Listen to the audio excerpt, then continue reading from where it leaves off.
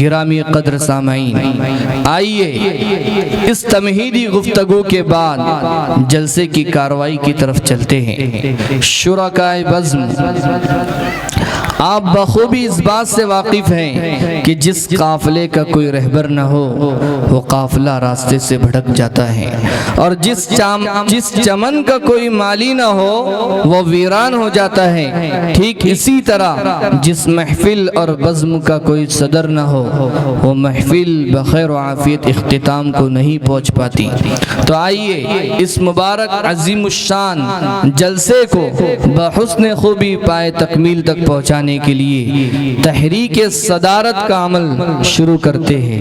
اور میں آپ کو یہ بھی بتاتا ہوا چلوں کہ آج کے اس محفل کی جو صدارت فرما رہے ہیں وہ بہت ہی بڑے عالم دین حضرت مولانا قاری ثناء اللہ صاحب دامت برکاتہم العالیہ کی ذات گرامی ہے۔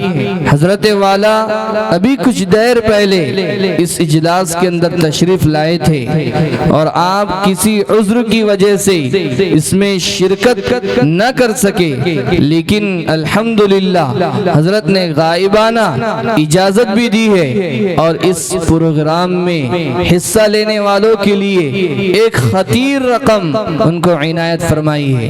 تو ہم حضرت کی غائبانہ صدارت کے اندر ہی اس محفل کا آغاز کرتے ہیں۔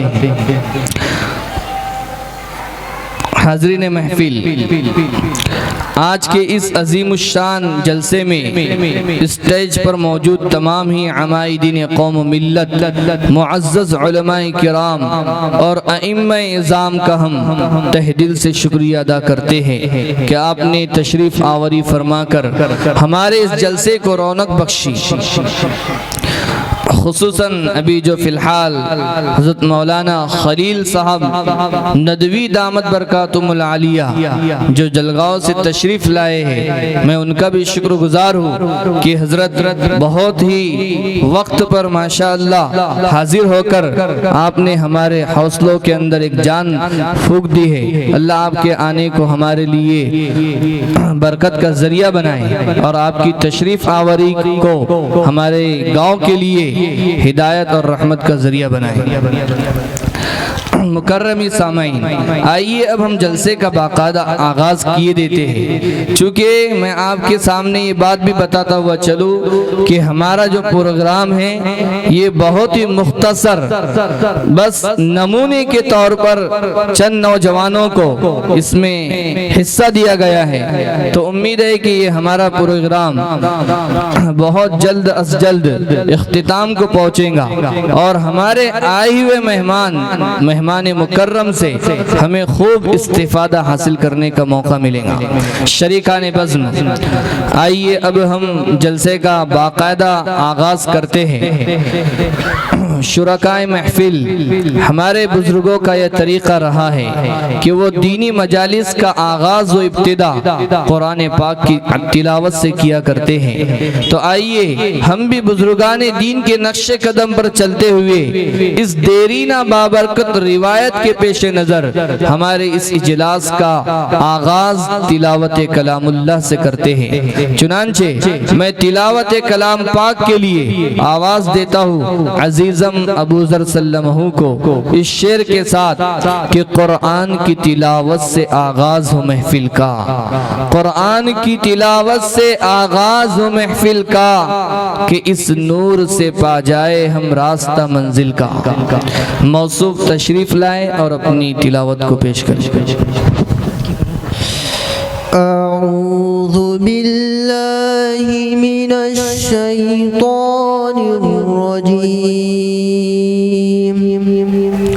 بسم اللہ الرحمن الرحیم، فلا صدق ولا صلى ولكن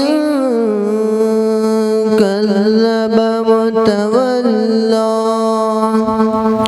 ثم ذهب إلى أهله يتمطى أولى لك فأولى ثم